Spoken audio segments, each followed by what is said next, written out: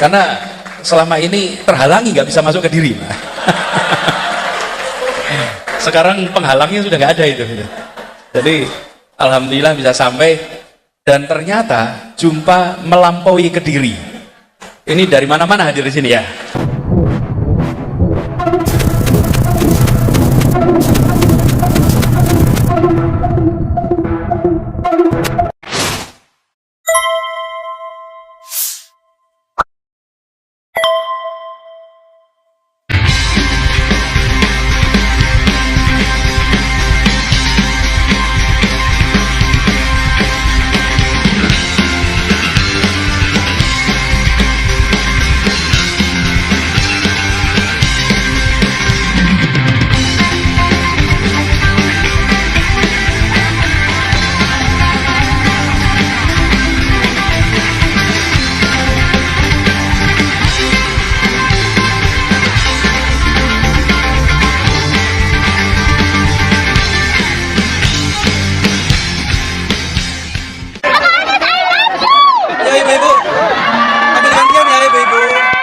Ibu-ibu silakan, karena sudah selesai berfoto, boleh kembali gantian, silakan kembali ke tempat duduk masing-masing. Bapak-bapak yang lain dimohon untuk tetap di tempat atau kursinya, nanti ada jatahnya ya.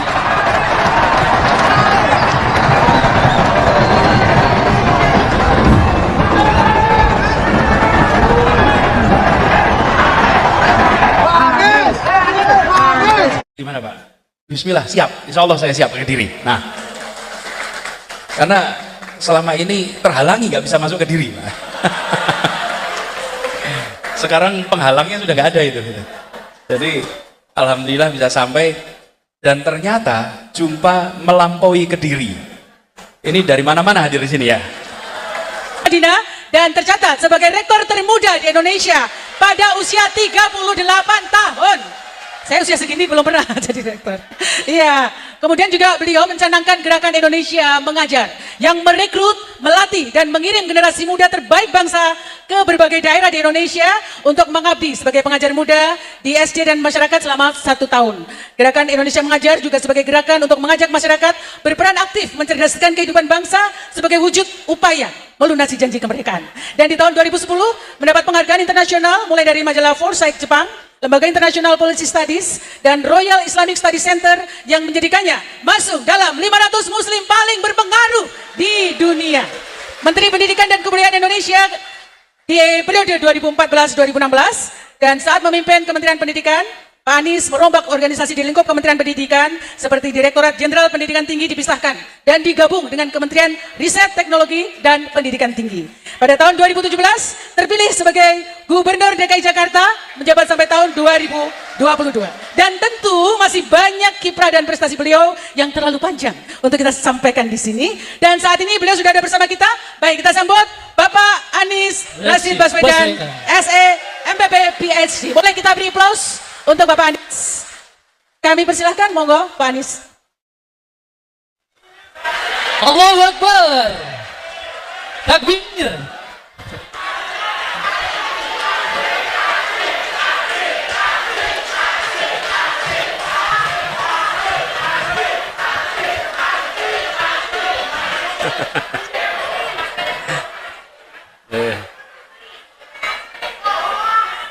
Ya.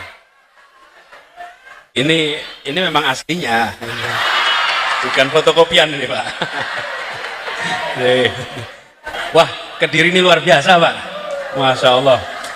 Assalamualaikum warahmatullahi wabarakatuh. Alhamdulillah wa syukrulillah wala hawla wala quwata illa billah. Allahumma sholli ala sayyidina Muhammad wa ala alihi wa ashabi ajmain. Rabbi shrah li sadri wa yassir li amri wahlul 'uqdatam min lisani yafqahu qawli. Amma ba'du. Para alim ulama, para kiai, para guru, para habaib yang kami muliakan, yang kami teladani, yang menjadi rujukan kami semua.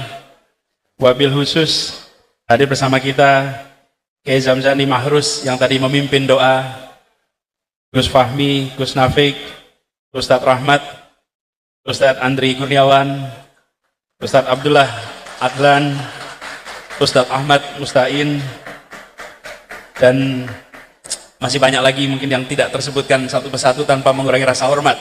Semoga para junjungan kita, panutan kita diberikan kesehatan, dipanjangkan umurnya, dimudahkan dalam seluruh kegiatan dakwahnya. Yang kami hormati Neng Eva Munif yang sudah menginisiasi acara ini. Tepuk tangan untuk Neng Eva. Terima kasih. Memang seperti dibilang tadi, Neng Eva waktu itu kita silaturahmi di rumah. Itu sebelum puasa atau puasa ya? Pas puasa ya? Sebelum puasa kalau nggak salah. Sebelum puasa, Neng Eva tuh bilang, kita kalau bikin halal bihalal di Kediri gimana Pak? Bismillah, siap. Insya Allah saya siap ke Kediri. Nah, karena selama ini terhalangi nggak bisa masuk ke Kediri. Sekarang penghalangnya sudah nggak ada itu. Jadi alhamdulillah bisa sampai, dan ternyata jumpa melampaui Kediri. Ini dari mana-mana hadir di sini ya. Ada dari mana? Tulungagung, Ngawi, Nganjuk, Lamongan, Madiun,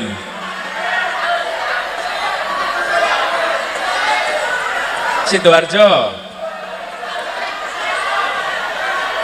Surabaya,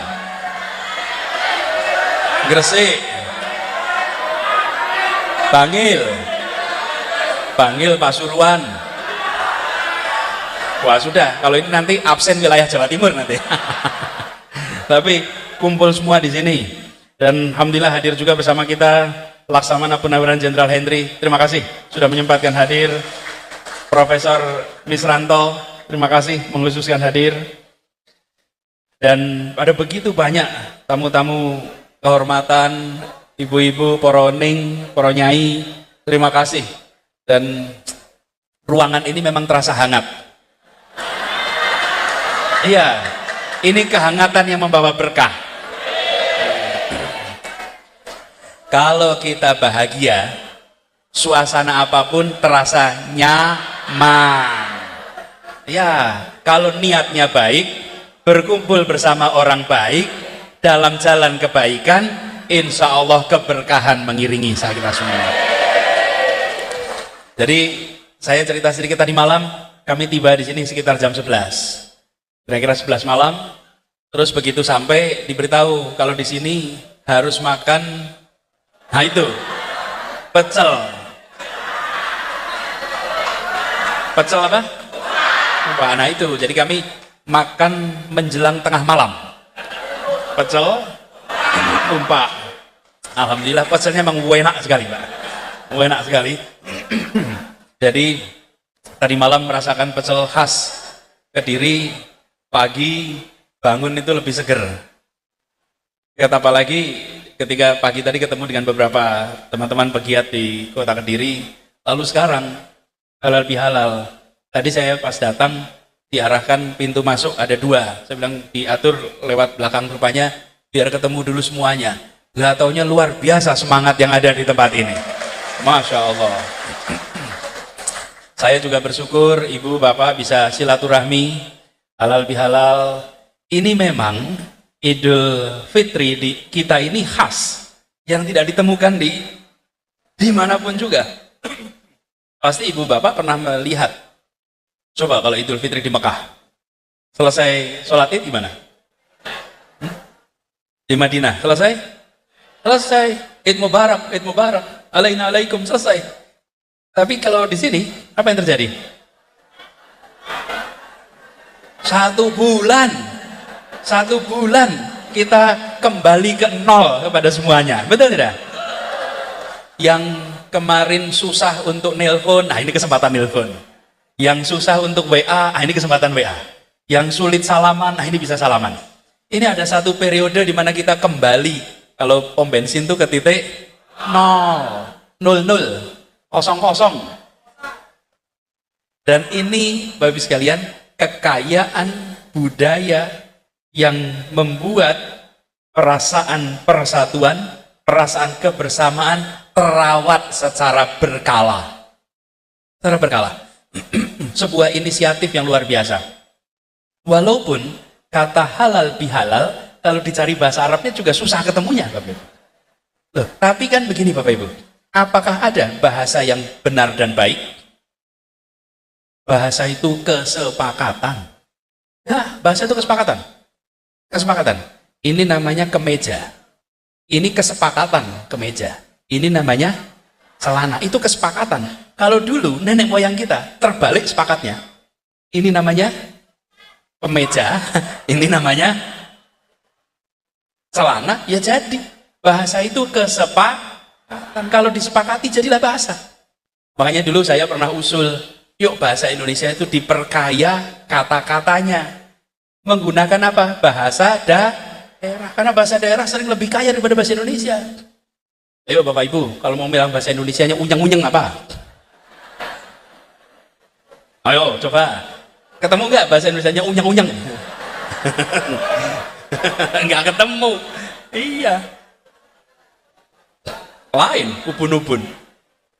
Ayo unyeng-unyeng kok. Masa kita mau pusaran rambut? Nah, nggak bisa.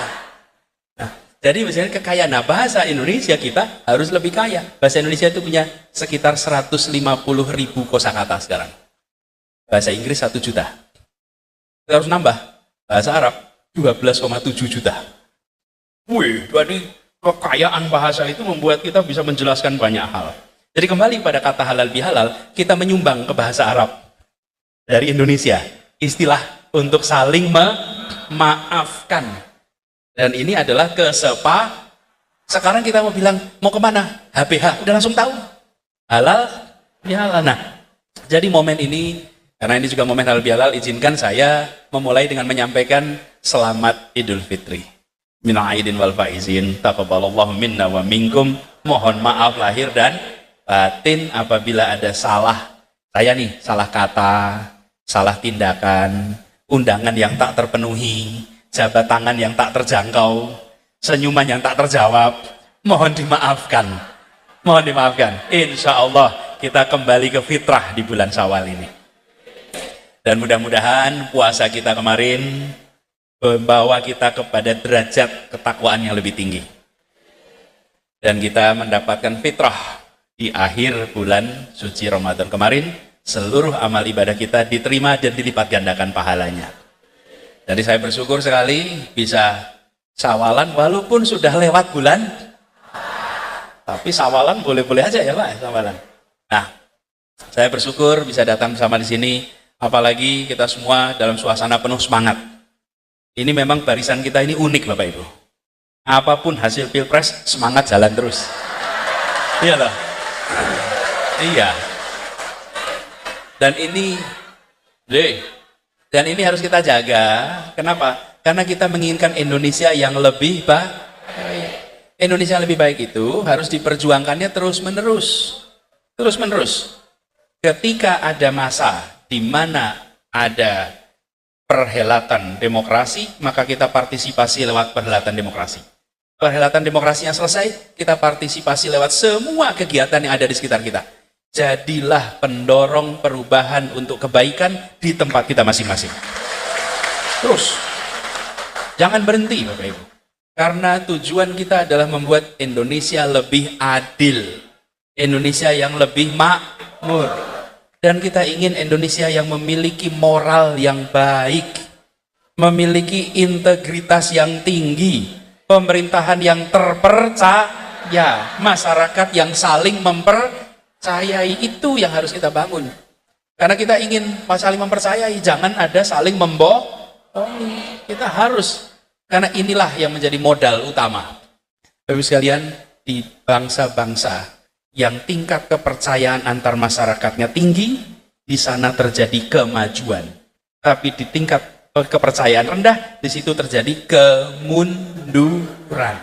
Karena itulah kenapa marilah kita jaga. Menjaganya apa? Konsistensi. Konsistensi itu akan menjaga kepercayaan. Kalau ada inkonsistensi, dia mencederai kalau mencederai kepercayaan, maka kepercayaan akan menurun. Nah, sementara kita tahu itu syarat untuk bisa maju ke depan. Jadi tantangan yang kita hadapi hari ini, sekalian menjaga kepercayaan. Sekarang kondisi ekonomi sedang penuh tantangan. Ibu-ibu, gimana harga-harga sekarang?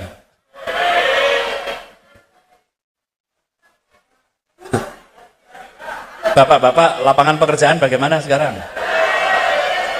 Nah, yang bapak-bapak merasakan lapangan pekerjaan, ibu-ibu merasakan harga kebutuhan pokok. Ini tantangan kita. Bukan persoalan yang sederhana, tapi kita semua ibu sekalian harus di tempat kita masing-masing cari cara bagaimana kita bisa menggerakkan di wilayah kita masing-masing. Karena itu inisiatif-inisiatif banyak yang bisa dikerjakan di tingkat mikro itu didorong. Mudah-mudahan ini sesama pejuang yang punya usaha saling dukung. Kalau tahu temannya punya usaha, maka bantu untuk promosi. Kita dorong itu.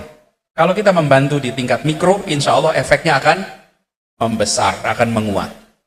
Lalu, Bapak sekalian yang kami hormati, kita juga merasakan bahwa tantangan dunia pendidikan juga makin besar. Biaya pendidikan makin murah atau makin mahal? Tadi pagi saya sempat diskusi dengan salah seorang dosen, dekan, yang beliau menceritakan jumlah mahasiswa yang mengajukan banding atas UKT, jumlahnya meningkat banyak. Banding UKT itu gini maksudnya, tidak mampu membayar UKT, alasannya orang tua mengalami PHK. Nah, jumlahnya makin banyak, beban di kampus makin tinggi. Ini situasi yang tidak mudah. Itulah sebabnya kenapa dari dulu kita selalu bilang alokasi anggaran pendidikan itu harus ditambah.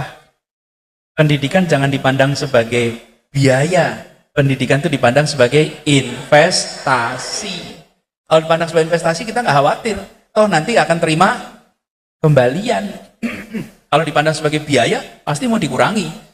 Sama-sama pengeluaran. Ini tantangan-tantangan yang kita hadapi sekarang. Jadi mudah-mudahan ini semua kita bisa lewati. Lalu bagaimana dengan kita ke depan? Bapak sekalian, kami berharap silaturahmi Bapak Ibu jangan putus.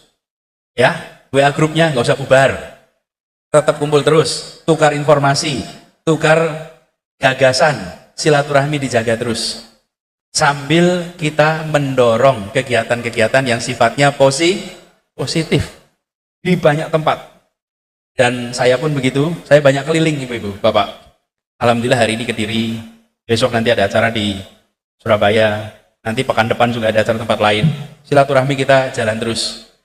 Saya sampaikan waktu itu, di dalam pemerintahan atau di luar pemerintahan kita terus bekerja untuk kebaikan bagi rakyat Indonesia. Dan kita yakin apa yang terjadi selalu atas izin Allah. Tidak ada yang terjadi tanpa izin Allah. Jatuhnya jarum saja atas izin. Jadi kita yakin bahwa hari ini kita sedang menjalani sebuah proses pembelajaran. Insya Allah nanti kita akan dapat hikmahnya.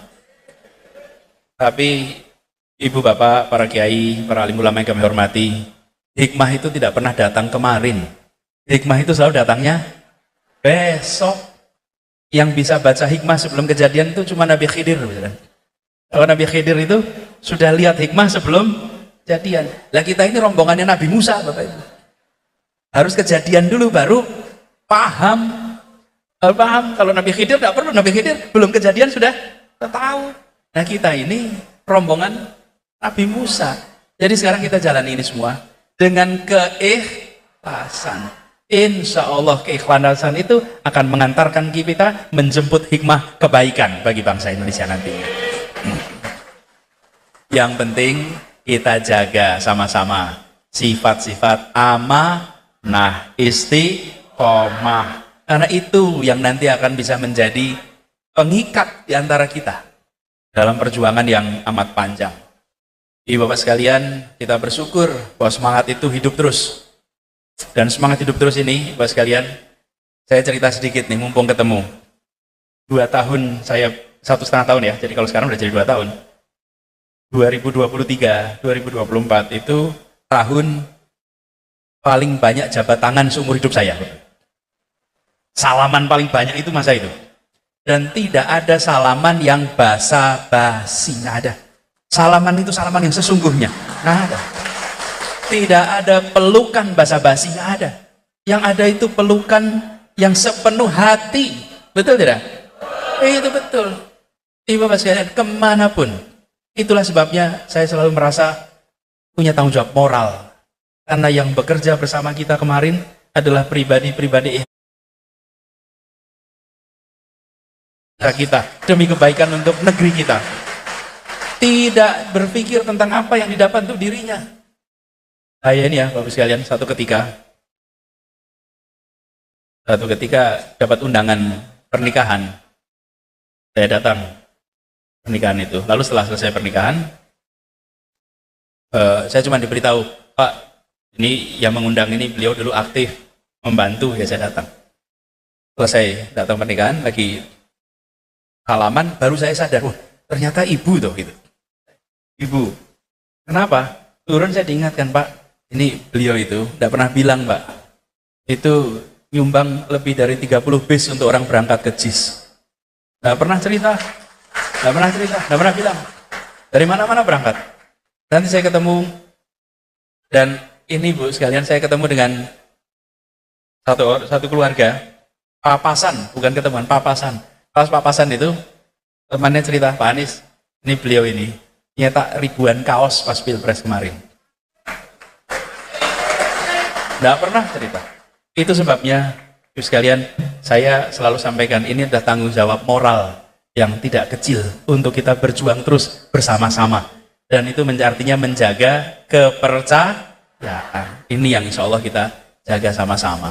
Dan dalam perjalanan kemarin, perjuangan itu paling banyak ketemu dengan aspirasi nomor 1, pendidikan. Wah udah, saya pernah Bu di Lampung, Pak. Ada ibu-ibu, itu saya di panggung gini, celana saya itu tarik-tarik terus, Pak. Kan kalau ditarik-tarik takut melotrok, Pak.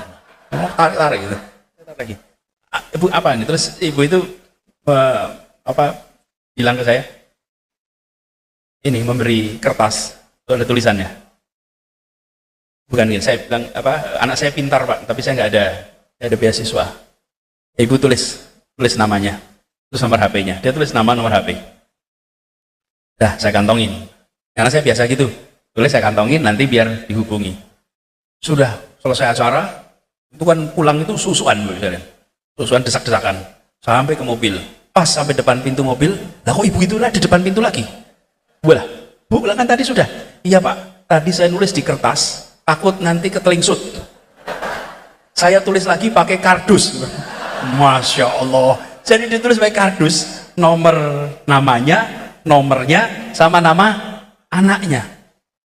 Pesannya cuma satu, anak saya pintar, tapi tidak punya biaya, tolong siapkan program beasiswa.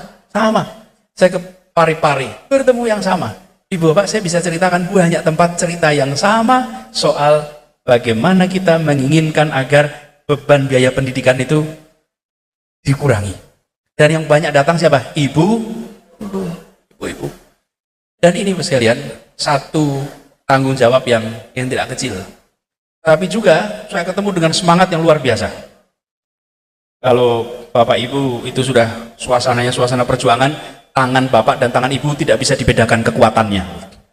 Itu sama-sama kenceng. Jadi saya selalu membayangkan ini cermin dari antusiasme. Mudah-mudahan semua keikhlasan kita dicatat sebagai amal soleh kita semua. Dan semoga ini mengantarkan kita nantinya kepada perubahan Indonesia yang lebih baik. Jadi ini adalah pribadi-pribadi yang luar biasa.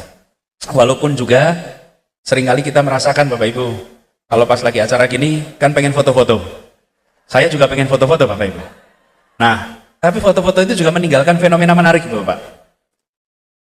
Saya sering kalau selesai acara itu rebutan foto Bu. Berangkatnya bareng-bareng, tapi pas mau foto kompetisi satu sama lain. Pokoknya yang penting saya dapat foto. Itu kalau sudah desak-desakan foto-foto itu luar biasa Bu. Jepit, dorong, lupa teman, lupa istri, lupa suami gitu. Udah pokoknya penting dapat foto. Nah, yang unik loh, pas lagi begitu, biasanya tuh ada begini, udah, Pak Anies capek. Lah padahal saya agak capek ya. Udah panis capek. Saya nggak capek. Terus saya lihat yang ngomong panis capek, yang udah foto. Oh, kalau udah foto terus wes cukup ya, panis capek. Nah, jenengan wes foto, yang lainnya belum.